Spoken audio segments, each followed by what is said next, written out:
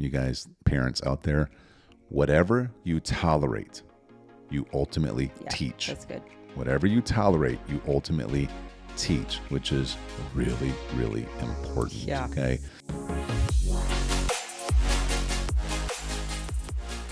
Hello, everyone. We are Greg and Jacquie Francis, and welcome to High Performance Parenting, where our passionate goal is to encourage you to raise champion children in a crazy world. Every week, we will bring you multiple episodes from our extensive experience of raising our six happy, healthy, successful, godly kids who are confidently equipped to win big in life. We deeply believe that any parent who is provided with the right knowledge and continual support can raise amazing kids. And when they do, all of our futures get better. If raising up future generations of absolute champions matters to you as much as it does to us, here's how you can contribute. Like and share this podcast with everyone you know. And together, let's embrace this journey of raising champion kids in a crazy world. Hey, hubby. Welcome back. Hi. How are you doing? I'm great. Good. As always, hanging out with me. Mm-hmm. We are so excited. We're on a part 2 of a 3-part series today, hon. Mm-hmm. And on the first series, we talked about why respect was broken in the family. Or why maybe your kids don't respect you like you think they should.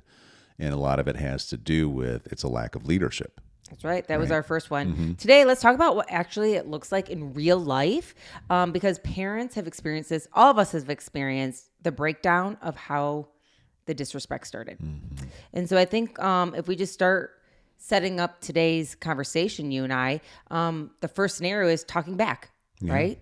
Oh, yeah. So it's like we mentioned this briefly in the last one, but I bet a lot of parents can package this directly to situations. It's like, it's the, I want you to do this. And then it's like, well, why do I have to do that? Mm-hmm. Well, why do I have to do that?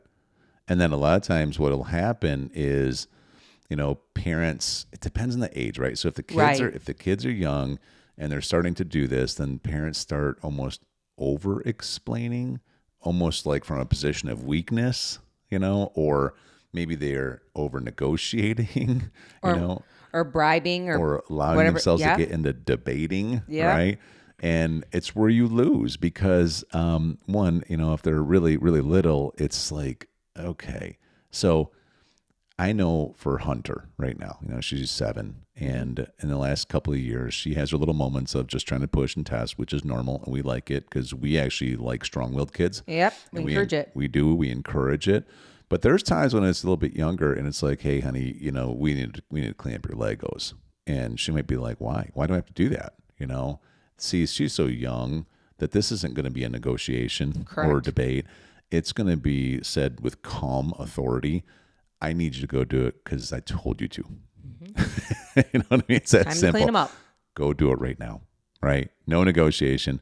Thing we don't do, though, is we don't want to do that inconsistency thing, which is like, all right, she asked why, so I'll just kind of walk away and I'll go do something else for 15 minutes and maybe she'll get it out of her system and then I'll ask her again. And then she asks again, why do I have to do that?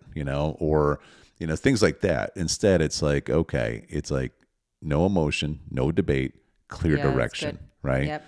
So scenario 2, ignoring instructions. This one I just kind of actually just said, you tell your kid to do something, they keep playing. Have you ever experienced that one? Yep, I sure have. Even recently? Oh, yeah. Mm-hmm. This kind of a little bit heavier on a boy thing, maybe? How'd you know who I was talking about? And then you repeat yourself 3 to 5 times sometimes, right? And now what happens, parents, is you can train them, hey, I don't have to listen the first time.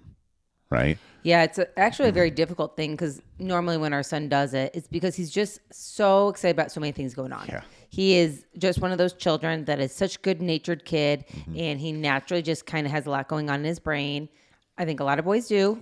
And he's not really a naturally rebellious kind of a kid. No, he's not. Or really tries to, chip away at authority or something like that. Not. He's not that. He is actually good at following the rules. Yeah. He just literally gets just like disoriented on what he's supposed to do first. I feel like almost is the word, and so he gets a little FOMO, a little fear of missing out on some other playtime or whatever, right? And so I have to bring him back, and on this ignoring this, instructions that I give him, we've just come to a place where I've now had to help him. Like, I want you to write down everything I just said. Yeah. I need you to write down exactly what I want you to do and in the order I want them. And if they're not done by blank time, these are the repercussions. Yeah.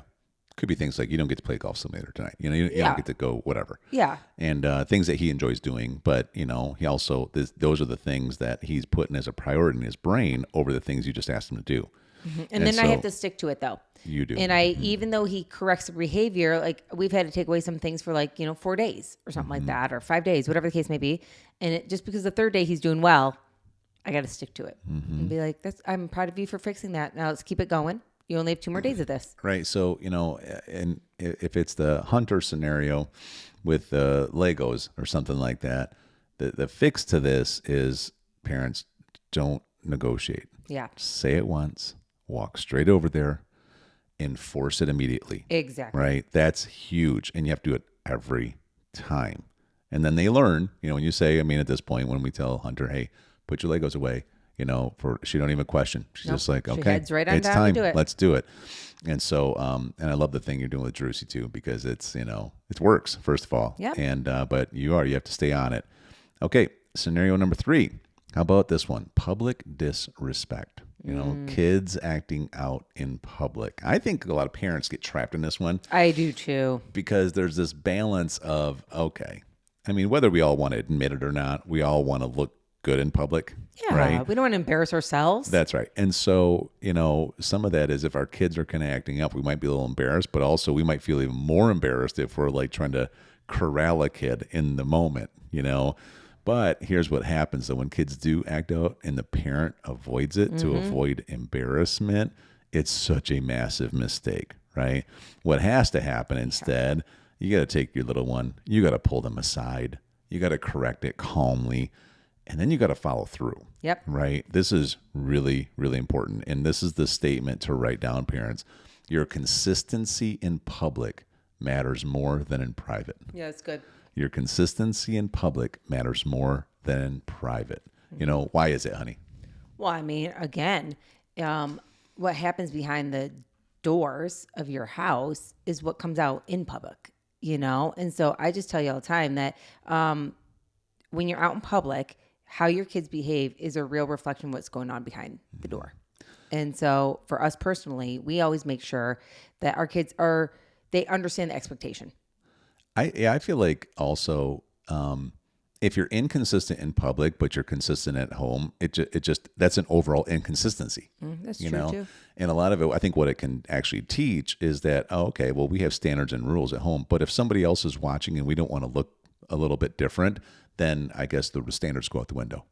Yeah, I've seen this with a lot of, moms or whatever, where it's like, it's very clear that their kid's misbehaving and they're trying to mask it real quick and pretend like, oh, that doesn't normally happen or something like that. That's good. And they're kind of embarrassed about it. I get it. Hey, we've all been there. You know what I mean? But then what happens is they don't take care of it. And when I see the kid the next time, it's happening again. And when you see him the third time, it's happening again. And a fourth time. So they never fix the situation whatsoever. I really like though, what we would suggest is, pull them aside, not in front of the friends, pull them aside. I don't know how many times I said, hey, I just need to have a chat with my kid. And, we maybe take a little walk somewhere and say, hey, this isn't who you are.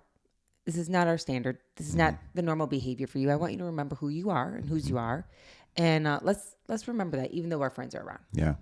Or I know so many times too, I've had even walk to the car and ask kids like, what's really going on? Am I missing something here? Because sometimes they're trying to fit in and they're misbehaving because they're so badly trying to fit in, even though they know it's not who they are. And I'll be like, remind them again, you know what? Like you're going to fit in if you're just yourself. Yeah.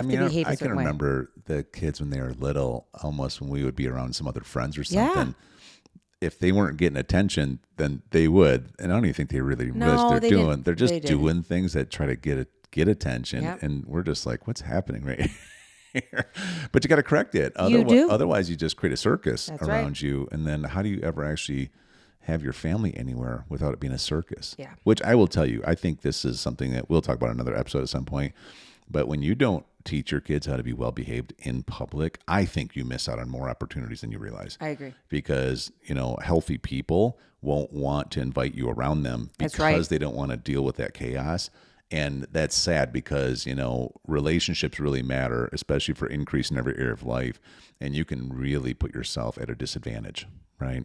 So, okay. How about this one? Scenario 4, attitude/tone. How about that? How about, you say, okay, honey, I need you to go do this, or hey, I want you to do this. And it's like, fine. Right? How's that handled, hon? Well, I mean, again, we grew up differently. I mean, I'll let you speak how you did, but I mean, if I did that, it was like you're getting yelled at, you're getting, scolded. Like next thing you know, it's turning into this whole thing. You forgot what even was going on, and you're just getting disciplined because you rolled your eyes or had an attitude. Do you know what I mean? At our house, again, as you can imagine, 5 girls. It comes out a little differently. And I feel like we have to be an example to all of them on how we handle this kind of stuff. Do you know what I mean? So typically at my house, when this stuff happens and I feel like a kid's getting an attitude, whether it's in their voice, I can't remember the last time somebody rolled their eyes at me, but with their attitude, I would just look at it and be like, I don't deserve to be talked to this way. I don't know who you think you are.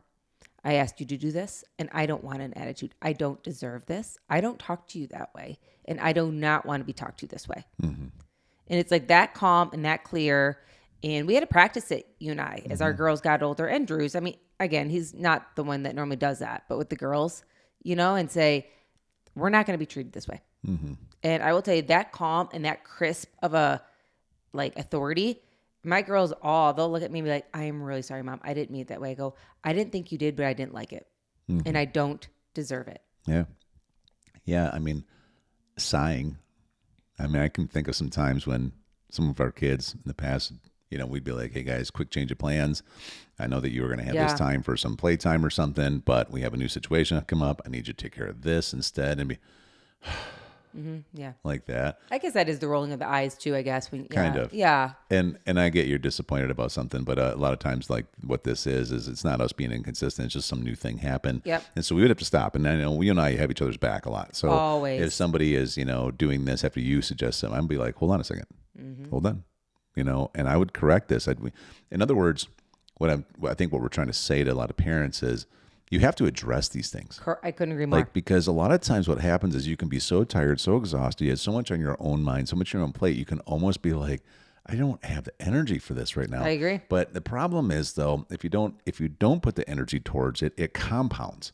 And then it makes it harder to handle later. Well, and I've seen it where it's like almost like the kids get to be too lippy and the parent thinks it's a little funny until it's not funny anymore. Yeah. I'll give you a good example that just popped in my head. I remember the kids. I mean, I tell you all the time, I think our 2 greatest investments we've ever spent money on. Number 1 is our trampoline. We bought that big Vuli Thunder that they sold me because they dropped a Volkswagen on it and it didn't break. And I'm thinking, well, we got 8 of us probably in there at any given time. Yeah. So we bought this thing. And then we have had this thing forever, and the kids love it. Okay, but throughout all the seasons of them growing up, it's always like, Dad, come jump with me. They like me to jump because I weigh so much more. So when I jump, they bounce like 3 times higher. Yeah, they think it's the funnest all kids thing ever. think it's the coolest thing. But what happened is, a lot of times I just got done with a busy day. I'm just over here, and I'm just like wanting to just kind of chill. I'm like, Dad, come on. And for me, I'm gonna go out there. They're young. I'm 51 right now. So I'm going to be sweating. You're young, babe. I'm going to be sweating through my shirt though. So this doesn't just mean this. It means a shower again. It means all this kind of stuff. And I'm willing to do it. Okay. So I'd go out there and I'd usually allow them, sometimes I have to say no, but most times I'd be like, okay, let's go do this. Right. Go out there, we bounce around. And then what would happen is I'd go and I'd do this for 10, 15 minutes and I need to go do something else. Right. Or I'm tired or whatever. And they would kind of be like, oh, you're stopping. Oh, right. And it would almost like be a guilt trip at the end. Yeah, it wasn't just a quick like, oh, bummer. Okay, next time, Dad. It was like kind of they dragged it on. And it was multiple ones, right? And so then I just finally had to say, listen, I need you to try this again. Okay. Here's what I want you to say when I say I'm getting off of the trampoline. I want you to say, thanks, Dad. And the first time it was like, Sure. But then after that, it was like, thanks, Dad.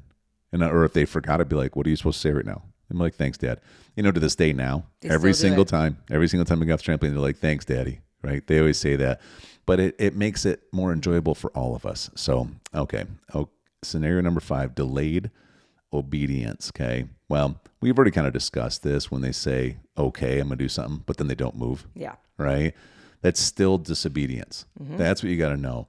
So again, remember the expectation, the standard from them that you have to communicate is that we expect immediate action, right?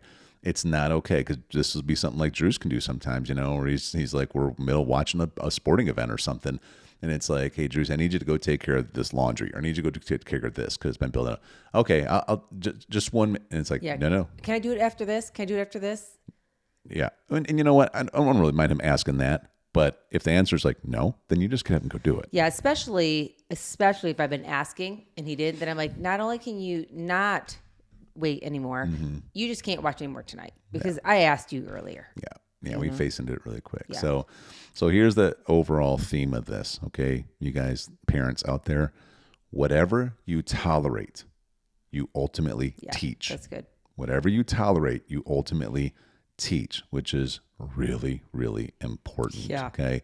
So in part 3, we're going to give you the exact system to build respect in your home and not just fix just small moments. And if you want the full structure, grab the Strong Family Blueprint below. Okay. See you next time. Hey everyone, thanks for listening and thanks for your love and support. We hope that today's episode added tremendous value to you and your family. It would mean so much to us if you would partner with us on our mission of helping parents around the globe raise champion children in this crazy world. To do so, simply take a moment to like and share this podcast with everyone in your network. See you next time.